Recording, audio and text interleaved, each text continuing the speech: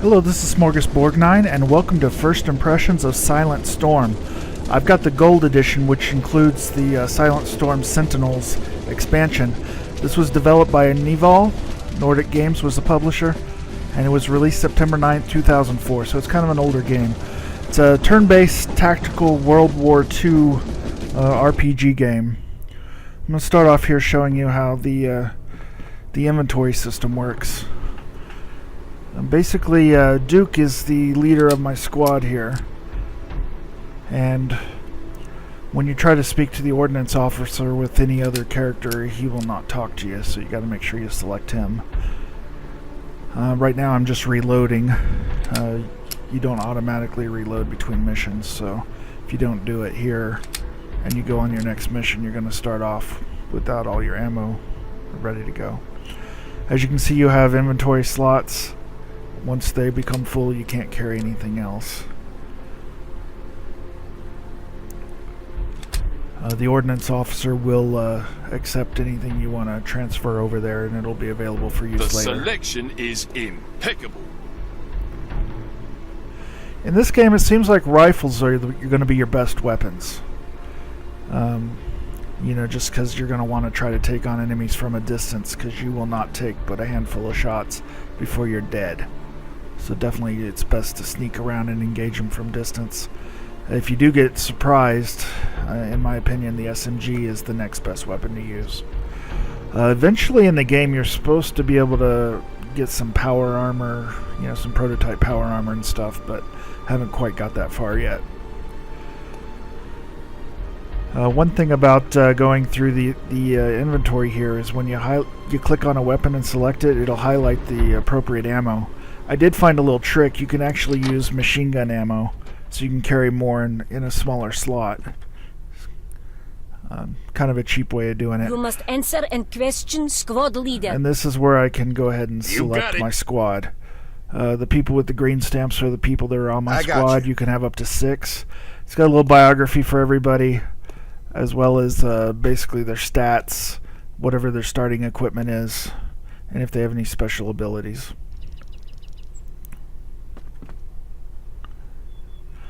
I've been running with the same squad for a little while here. This is a medic center. If you have somebody that's damaged, don't worry, severely, they're in good hands. They can come here and get healed up. My squad currently consists of a grenadier, a soldier, engineer, medic, scout, and 2 snipers. Again, since I prefer the ranged combat, I go with snipers. So here we're going to go on a mission here. You can either click the leave on the top left there next to menu, or you can just hit the back door and it'll take you. And you pick the country you want to be working from. Anything with an I means you've already completed, and it'll just give you an information about how you did. The ones with question marks are incomplete missions, so those are the ones you're going to want to go to. And sometimes random missions will pop up while you're on your way to another one, so look for those as well. Okay, you can rotate your map with the mouse, you zoom in and zoom out. You can also change elevations. A lot of little commands here I'll go over.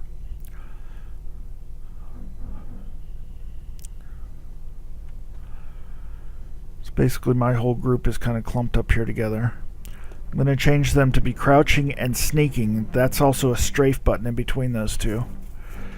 So you can walk while you're facing one direction. This changes your shooting mode, the one I had pointed to there. Like you wish. So I'm moving all my characters at once. However, they saw somebody, so I got to interrupt. You see the little red icon there. Indicates an enemy is sighted. So I can continue moving, or I can try to shoot at him. Usually it's best to take cover, but I've got some good snipers that can hit him from this far. I should be able to take him down. Well, anyway, it says he's heavily wounded. You get a certain amount of action points per turn. Depending on your aiming style, you can have it take the entire turn to aim to increase it to the maximum chance of hitting them. You can take snapshots, or even a little middle ground. With your automatic machine guns, you can choose to have a short burst or a long burst, and those use different action points.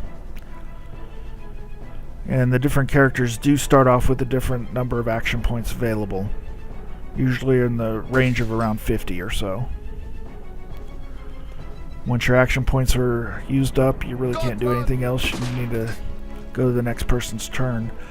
I do like to leave somebody with some action points left over, because if somebody comes from outside of your field of view, you get a chance to interrupt and you'll get a chance to shoot at them. However, you can't do that if you've completely exhausted all of your action points.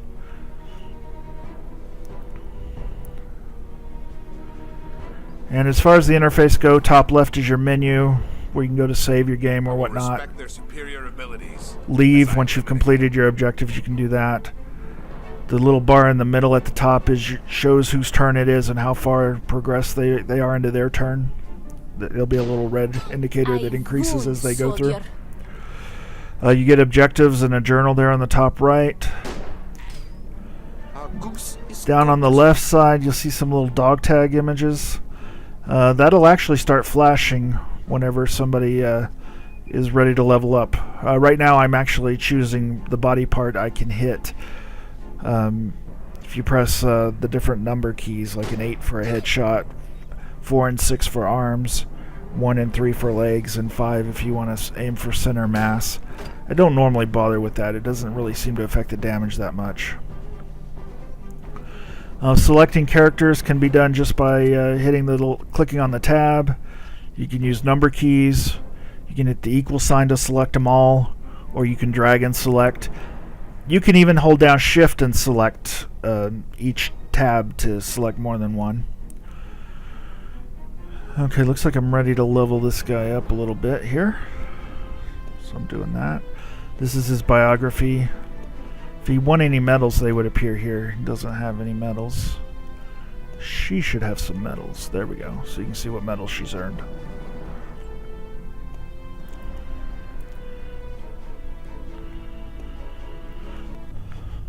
So again, the other options on the left there, you've got your character portrait, there are action points, you've got your 2 weapons.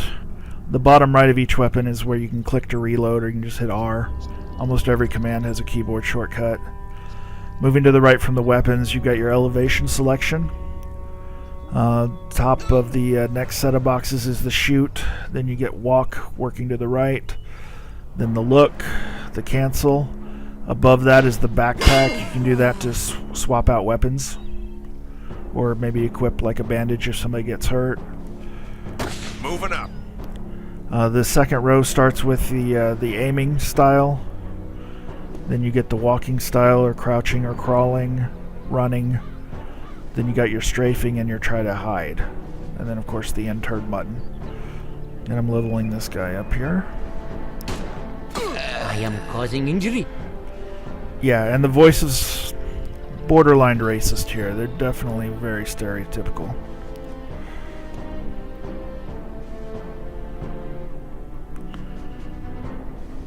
I'm going to try to shoot a rocket here and see if I can blow open this wall.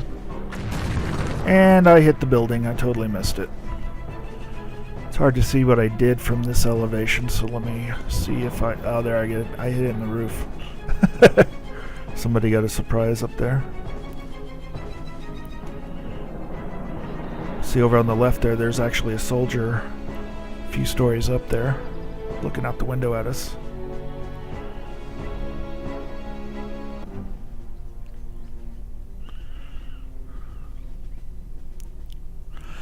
One complaint I will have for this game is it does not have widescreen support, at least not in the first one. The sequel is supposed to have widescreen support. If you buy the gold edition, its standard price on Steam currently is $10, but I got it for $2.50 on a sale, so I mean you can definitely get it on the cheap with both of them. So that might be worth your while if you're into these games. You know, they are kind of old, so I mean the graphics are definitely not necessarily what you'd consider up to par by today's standards, but considering this came out in 2004, it's really actually pretty good. And there is the destructible environment angle as well, and that's pretty nice on a game like this. One thing another thing I don't like is moving as a group is very difficult because of the interrupts. I understand. So basically, if any character gets interrupted, your entire party stops moving. Right now. Kind of wish they just let the others continue moving and have your He has my interrupt character attention. stop. So basically, it's really just a lot easier and a lot faster to move them one by one. Punya.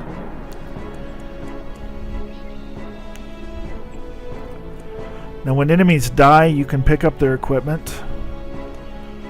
So sometimes it's yeah, I'm leveling up like crazy on this one.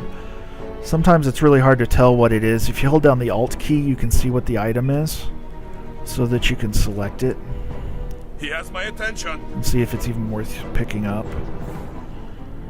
You know, every weapon has its own ammo type, so you definitely want to just grab stuff that's useful for your character. I mean, there's no reason for a sniper to be lugging around a rocket launcher.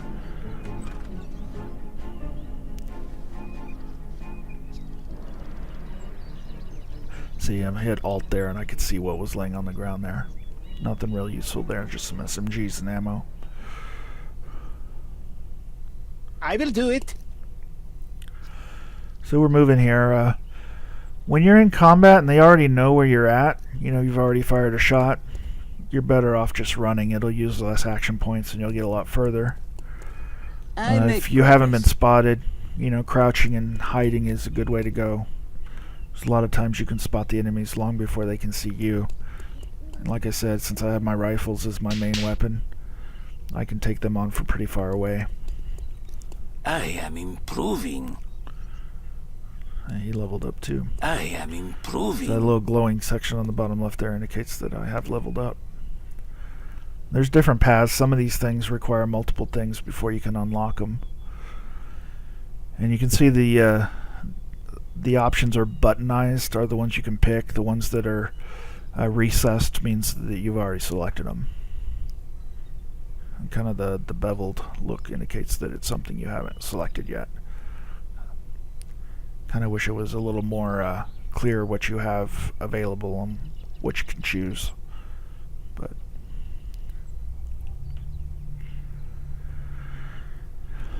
this guy's basically my grenadier, so go with that type of stuff.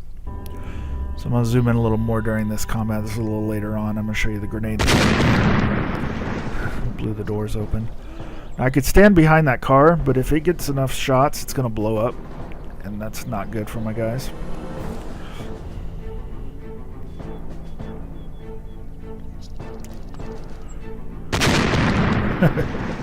Bodies all ragdoll around.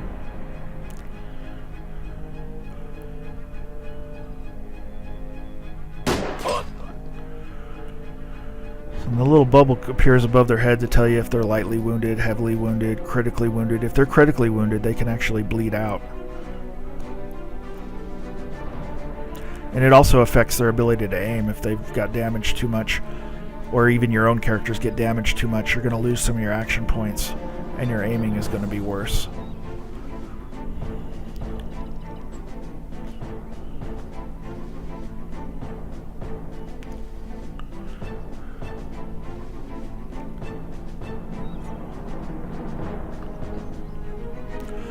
But as for my final thoughts, it's a fun, underrated World War II tactical combat game. Fans of XCOMs are going to really like this game and the mechanics. There's no widescreen support, though, and it's got dated graphics. And again, the voice acting is pretty bad. Really stereotypical. Anyway, thank you for watching my video, and please like it and give me some comments and subscribe. I appreciate it.